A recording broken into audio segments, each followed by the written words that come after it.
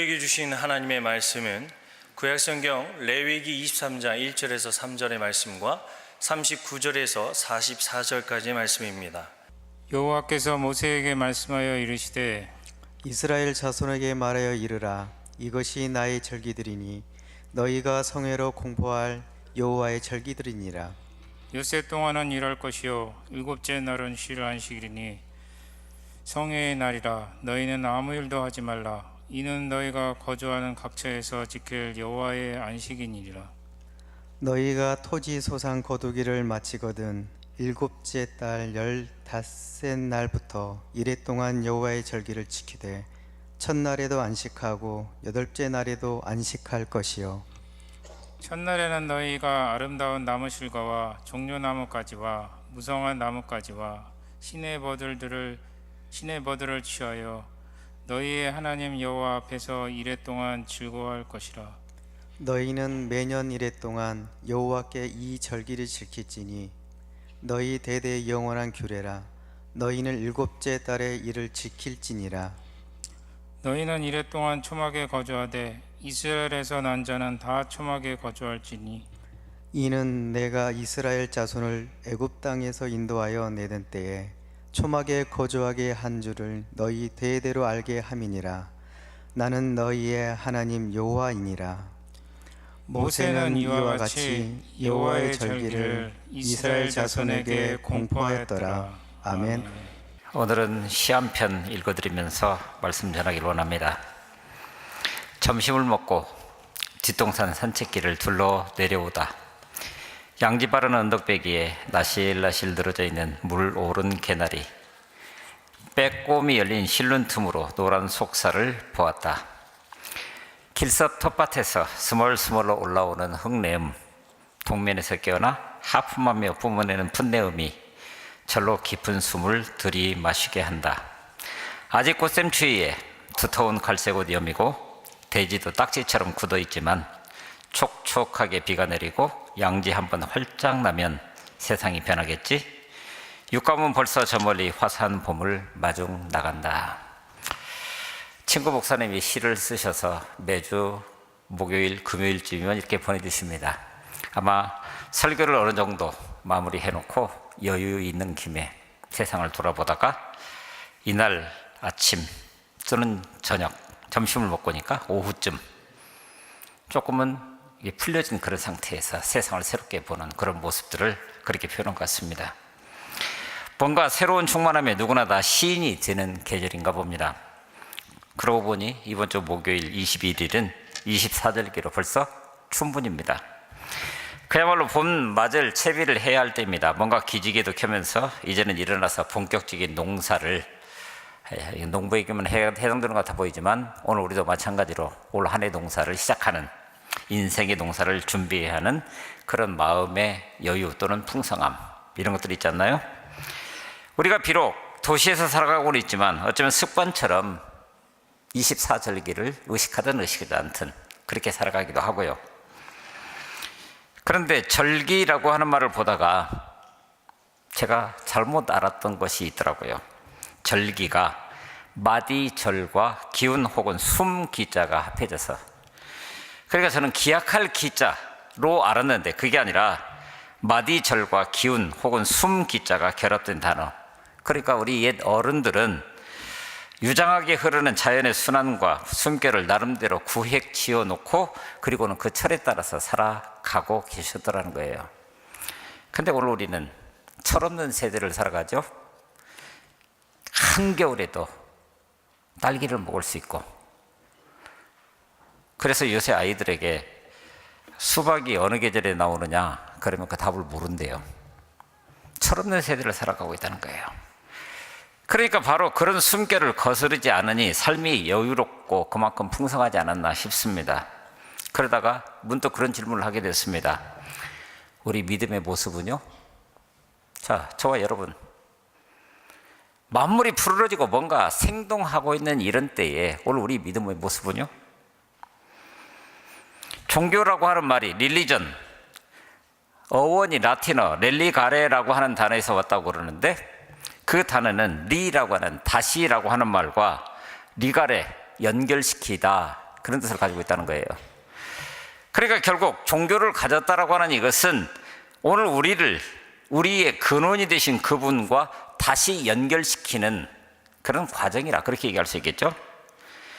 바로 절기가 오늘 우리 모두를 비롯한 만물의 근원이신 그분 앞에 서는 일부터 시작해야 하는 계절이라 이것을 우리에게 가르쳐 주는 겁니다. 그래서 오늘 본문에서도 이스라엘 백성들에게 또한 이 말씀을 읽으면서 또 듣고 있는 오늘 우리를 향해서도 마찬가지로 하나님 앞에 마땅히 지켜야 할 절기를 이야기를 하고 있는 겁니다. 한마디로 하나님 앞에 서서 하나님의 백성됨을 만방에 선포하는 중요한 장치로 우리에게 절기를 허락하셨다고 하는 겁니다. 지난 몇 주간 동안 설교를 통해서 하나님이 자신들의 백성을 위해서 준비해 주셨던 것들을 기억하십니까? 3주 전에 10계명, 하나님의 백성이라면 요만큼은 살아내야 하지 않겠니? 2주 전에 성막, 내가 너희와 늘 함께, 이렇게 함께 한다는 것을 너희 눈으로 보고 알고 그러므로 그렇게 살아갈 수 있겠니? 지난주에 거룩, 그러므로 예배하는 것, 부르심은 결국은 거룩이고 그러므로 구별돼, 그러므로 내 백성답게 살아간다는 것이 뭐겠니? 하나님 우리에게 질문하시는 같다는 거예요. 오늘은 이스라엘의 절기에 대한 이야기입니다. 오늘 본문 39절 초막절에 대한 이야기입니다. 밭에서 난 곡식을 다 거두고 난 다음에, 제가 표준 세번역 좀 쉬운 성경으로 읽어드렸습니다. 밭에서 난 곡식을 다 거두고 난 다음에, 그냥 추수가 한번 끝나는 게 아닙니다. 초막절에 밭에서 난 곡식을 다 거둬들인다고 한다면 적어도 6개월 이상 그 땅에서는 아무것도 자라지 않습니다. 건기가 본격적으로 시작되기 때문에 그 어느 것도 거둬들일 수가 없게 됩니다. 그런데 그런 순간에 그런 말씀이 전해지고 있다고 하는 거예요.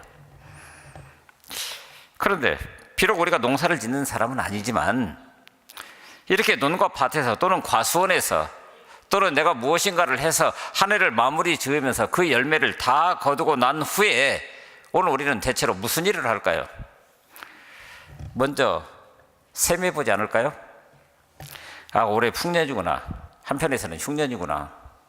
쌀 농사가 어떻고 밭에 심은 배추나 농작물의 수입이 얼마고 기업하시는 분들은 이만큼 투자를 했는데 그것에 대한 열매는 어느 정도 나왔고 그래서 내년을 기약해 갈 수 있는 그런 일들, 그야말로 계산하는 일들이 있을 겁니다. 농사의 결과에 대한 것을 수입과 연결시켜서 계산하는 일이 먼저 이루어지겠지요. 그런데 놀랍게도 하나님은 그런 이스라엘 백성들에게 밭에서 난 곡식을 다 거두고 난 다음 해야 할 일이 있다고. 그래서 39절을 다시 한번 쭉 읽어보면요, 밭에서 난 곡식을 다 거두고 난 다음 너희는 7째 달 보름날부터 이래 동안 주께 절기를 지켜야 한다. 첫날은 안식하는 날이다. 8째 날도 안식하는 날이다. 7째 달 보름날부터 이래 동안 절기를 지켜야 한다고요? 물론 한 해의 농사를 잘 마무리했으니 모든 것이 은혜입니다 하면서 하나님께 감사를 드리는 것은 당연한 것 같아 보이는데, 그런데 어떻게 한 주일씩이나, 그리고 오늘 우리 말씀 속에서도 볼 수 있는 것처럼 안식일부터 시작해서 한 주입니다. 그러면 바로 또 안식일로 이어집니다. 그렇다고 한다면 8일 동안 아무것도 하지 아니하고 하나님 앞에서 감사하면서 절기를 지켜야 한다는 말인데, 8일이라고 하는 시간이 생각해 보면 결코 짧지 않은 그런 시간이라고 하는 겁니다. 물론 시간적인 개념으로 따져보게 되면 한 3,000년쯤 전 이야기니까 그때의 사람들이 가지고 있었던 시간 개념하고 오늘 우리하고는 많은 차이가 있을 수밖에 없겠지만, 오늘 우리 현실에다가 그것을 있는 그대로 두고 한번 생각해 볼까요? 만일 하나님이 우리에게 말씀하시는 것처럼 하루 이틀도 아니고 무려 8일 동안이나 아무것도 하지 않는다면, 가게도 열지 않고요, 직장에도 출근하지 않고, 휴대폰도 받지 않고, 사람들과 만나지도 않고요, 마치 훌쩍 현실 세상에서 사라져 버리는 것처럼 세상과 동떨어져서 함께 모여서 축제를 벌이고 성의를 지켜나간다고 한다면 그 8일 동안에 어떤 일이 생길까요? 우리의 삶의 영역 중에서 어느 한 구석이라도 제대로 굴러가는 것이 있을까요? 근데 그럼에도 불구하고 하나님께서 이런 말씀을 하시는 이유, 이 말씀 속에는 혹시 속 깊은 하나님의 마음이 담겨 있는 것 아닐까요? 그래서 오늘 본문에 보게 되면은 한 세 가지 정도로 얘기할 수 있는, 먼저 쉬라는 거예요. 먼저 쉬게 하시려고 하는 하나님의 마음이 담겨 있는 건 아닐까요? 그동안 농사 짓느라고 얼마나 힘들었니? 광야 같은 인생 살아가느라고 땀 흘려 수고하고 헌신하고, 그러나 내가 원하는 만큼 소출은 나타나지 아니하고, 그래서 마음 짠한 부분도 있겠지만 다 잊어버리고 아무 걱정하지 말고 편안히 쉬어라, 이런 말 아닐까요? 근데 여기 한 가지 더 생각이 있다고 한다면, 바로 그 쉼, 곧 하나님 앞에 서는 그 일을 통해서 다시 한번 하나 더 깊이 있게 봐야 될 것은 이거죠. 오늘 우리의 삶의 주체가 도대체 누구냐? 내가 힘써 노력해서 무엇인가 열심히 하고 그래서 이만한 결과를 내는 것 같은데, 정작 하나님 앞에 서고 보니까 이 모든 것들이 어디서 왔다고요? 한 주간 동안 일상을 벗어나서 하나님 앞에 서 있다 보니 바로 그 사이에 깨달아지게 되는 대단히 중요한 신앙적인 교훈이 있더라고 하는 겁니다. 모든 것이 다 나의 힘과 수고로만 이루어진다고 생각을 했는데, 1년의 농사를 통해서 거둬들인 열매들, 그거 오로지 나의 수고와 땀의 결실이라고 생각했는데, 그런데 이렇게 하나님 앞에서 서고 보니 그것은 나의 삶을 지탱하시고 내가 오늘을 맞이하도록 나를 지켜주시고 붙잡아 주시는 분이 계시더라는 거예요. 바로 그동안에는 그 일들에 매몰되어서 뭐 하나 생각할 겨를도 없이 지내왔는데, 이렇게 하나님 앞에 서고 보니 내가 이렇게 하나님의 놀랍고도 풍성한 은혜 가운데 여기까지 왔음을 새삼 되돌아보게 되는 거라는 겁니다. 감사의 축제를 위해서 성소에 함께 모이기 전까지는 각각 다 흩어져 있었기 때문에 느껴지지도 않았었는데, 하나님 앞에 서고 보니까, 자 여러분, 우리나라에도 옛날에 보릿고개라는 것이 있었습니다. 춘공기 또는 맹령기라고 그랬습니다. 맹령, 보리맥자와 고개, 영자를 써서 그야말로 보릿고개를 넘어가는 그런 기간이라 그렇게 얘기를 합니다. 최근에는 경제성장과 함께 농가 소득도 늘어나서 이런 말이 실감이 나지 않겠지만, 일제강점기에는 말할 것도 없고 8.15 광복후 1950년대 또는 60년대까지 실제로 역사적 기록들을 보게 되니까 1965년까지 우리나라 예산 편성하는 과정을 가만히 살펴보니까, 여러분들 혹시 들어보셨는지 모르겠습니다. PL480이라고 하는 미국의 잉여 농산물 원조 계획이 확정되지 않으면 우리나라 예산이 편성되지 않을 수밖에 없는, 그게 1965년까지였어요. 그리고 나서 이를 악물고 그 과정을 버텨내면서 그 다음을 만들어낸 그런 분들을 통해서 이 보릿고개가 1970년대 이후에 없어졌으니까 우리 역사로 보면 기껏해 봤자 30년, 40년 전 얘기라는 거예요. 우리나라만 그랬겠습니까? 잘은 모르겠지만 이스라엘도 사정이 크게 다르지는 않았을 겁니다. 겨우내 양식은 바닥에 드러나고 보리가 익어서 첫 열매를 먹을 수 있을 만큼 그런 때가 되었을 때 바로 하나님의 처음 명령이 떨어지고 있다는 거예요. 곡식 한 단을 묶어 제사장손에 들려서 하나님 앞에 드릴 수 있도록. 그러니까 첫 수확물을 하나님께 바치는 것은 하나님을 기억하고, 그러므로 하나님이 내 삶의 원천이라고 하는 것을 다시 한번 스스로 고백하며 그것을 있는 그대로 표현하고 그렇게 살아가기를 다짐하는.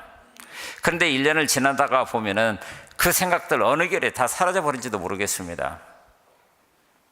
실제로 성경에 보게 되면은 예수님께서 시장 가셔서 무화과 나무에 잎이 많은 것을 보시고 찾아가셔서 열매를 구하는 모습, 그런데 성경은 분명히 그렇게 기록합니다. 무화과의 때가 아니라고. 그런데 무화과의 때가 아닌데 왜 예수님은 잎이 무성한 나무를 보면서 그 나무를 저주하시냔 말이에요. 그런데 우리가 한 가지 기억해야 될 것은, 무화과가 무화과의 때가 오기 전에 바로 여기에 무화과가 열매로 맺힌다라고 하는 표식이 그 나무에 등장한다는 거예요. 그래서 그것을 파괴라고 표현을 합니다. 그런데 그 나무에는 그것조차도 없었다는 거예요. 그러니까 조금 전에 말씀드렸던 것처럼 7월, 8월, 오늘 우리로 말하면 그 달력이 그렇습니다. 이스라엘 달력으로 7월 달, 그때가 되어서 그 다음에 3월, 4월이 될 때까지 적어도 6개월 이상을 신선한 것을 아무것도 얻을 수가 없습니다. 그리고 양도 턱없이 모자랐고, 그러니까 배고픈 사람들이 그 무화과 나무를 통해서 그 파기라도 따먹으면서 그 신맛을 느끼면서 조금 있으면 새로운 것을 먹을 수 있다라고 하는 그런 마음을 그렇게 표현했다라고 하는 거예요. 그런데 그런 상황에서 모든 것을 거둬들였다고 이것을 들고, 그것도 다는 아니지만 이삭 한 묶음을 들고 제사장을 찾아가서 그것을 드릴 수 있도록 했다라고 하는 거예요.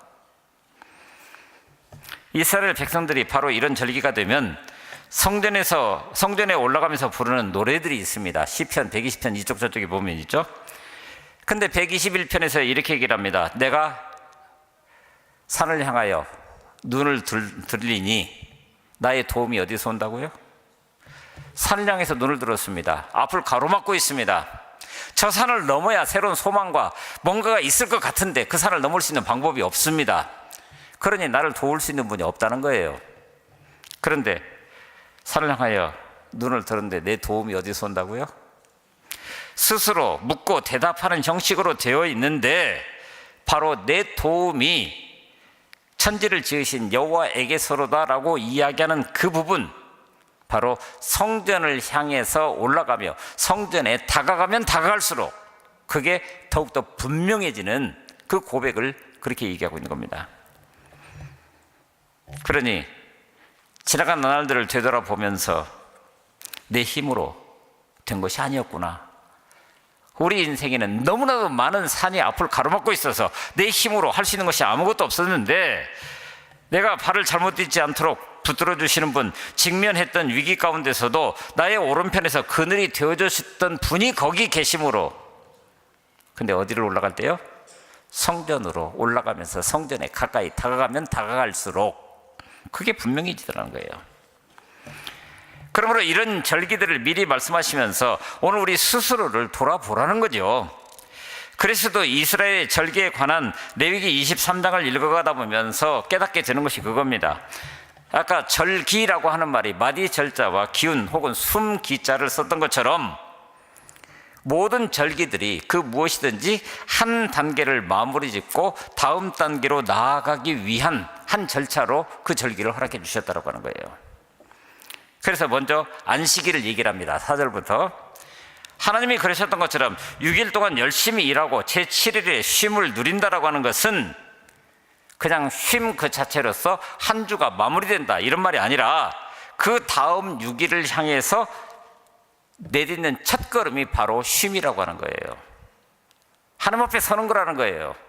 하나님 앞에 서서 보니까 지난 날들을 다시금 새롭게 깨달아 알 수가 있었고, 그러므로 내일에 대한 기대를 새롭게 할 수 있다라고 하는 겁니다.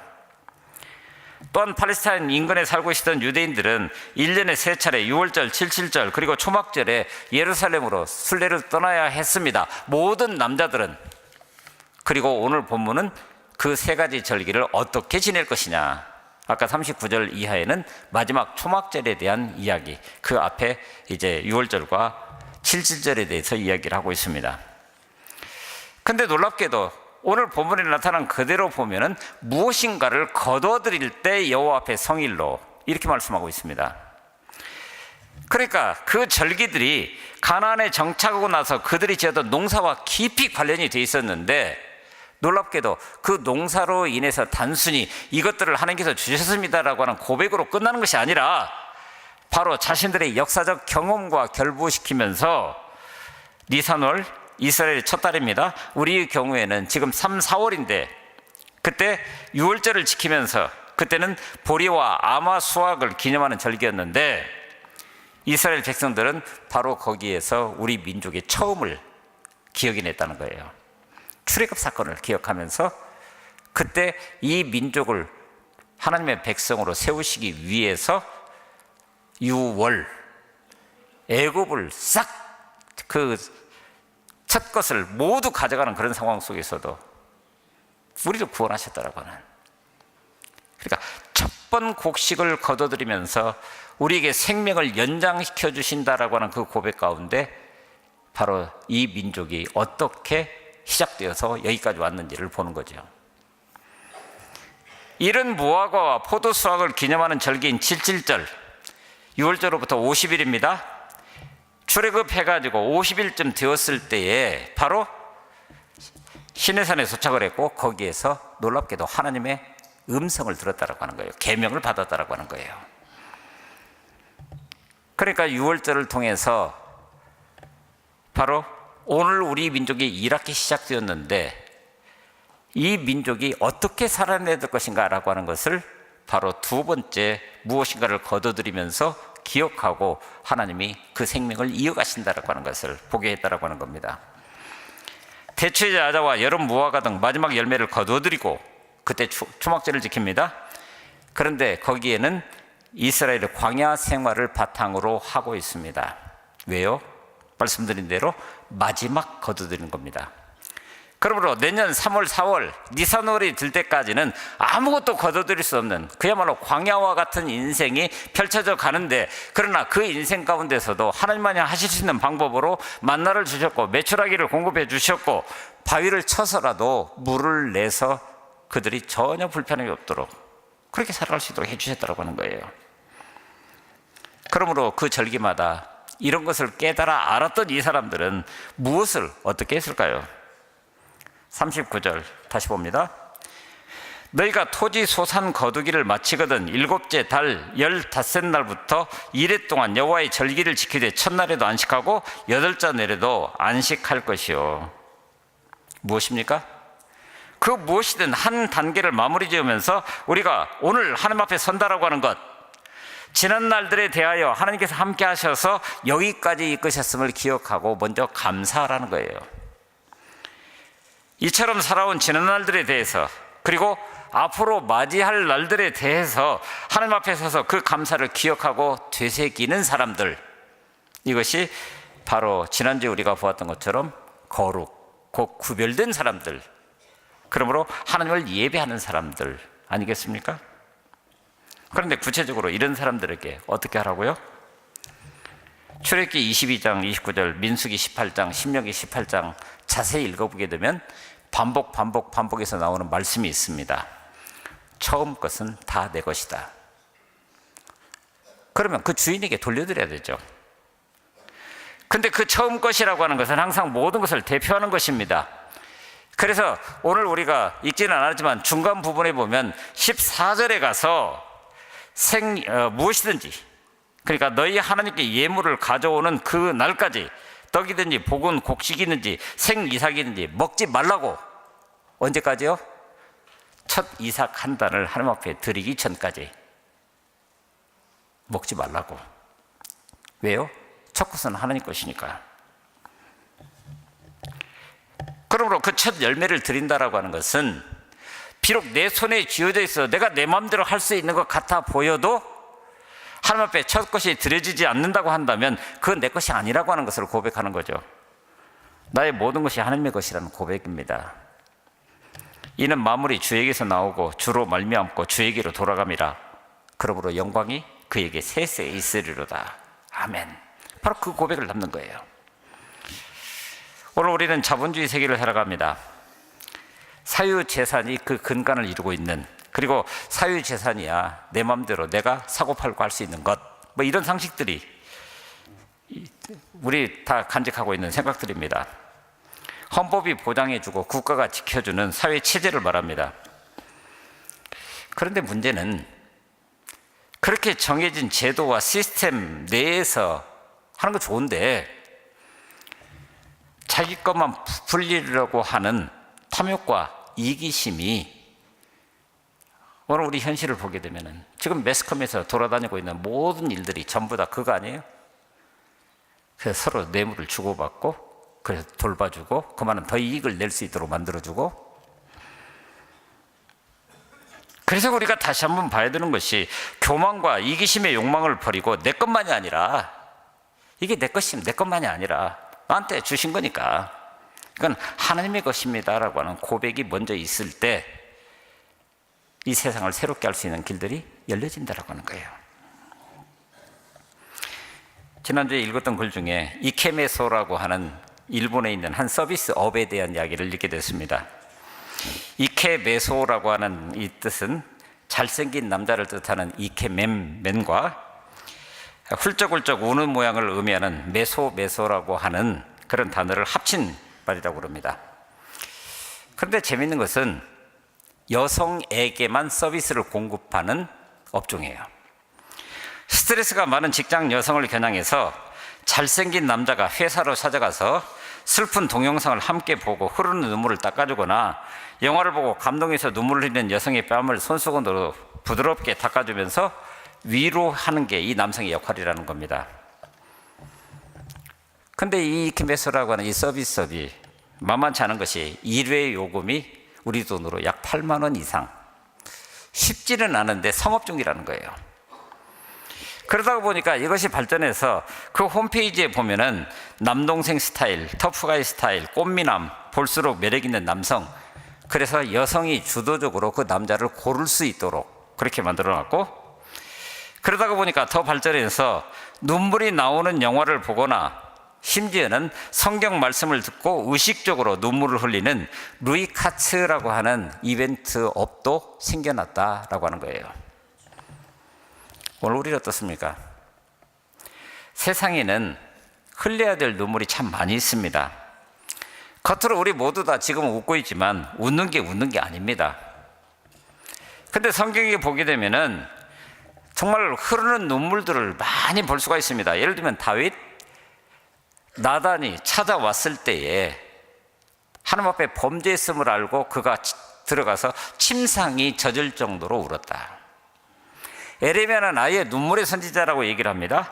바울도 마찬가지고 예수님조차도 예루살렘의 멸망을 바라보면서 우셨다라고 성경이 명백하게 기록하고 있습니다.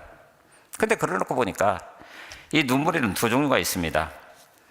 자신을 위해서 흘리는 눈물과 남을 위해서 흘리는 눈물. 그런데 어쩌면 남을 위해서 흘리는 눈물이 없어지다가 보니까 우리는 스스로 더 많은 눈물을 흘리고 있는 것 아닐까, 이런 생각을 해보게 됩니다.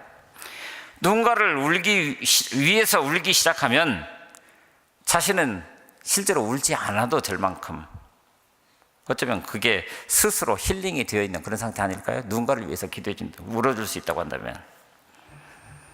그래서 시편에 주께서 내 영혼을 죽음에서 건져주시고 내 눈에서 눈물을 거둬주시며 내 발이 넘어지지 않게 하셔서 내가 생명의 땅에서 여호와 앞에 다니게 하셨습니다. 이런 말씀이 있습니다. 우리말 성경으로 읽어드렸습니다.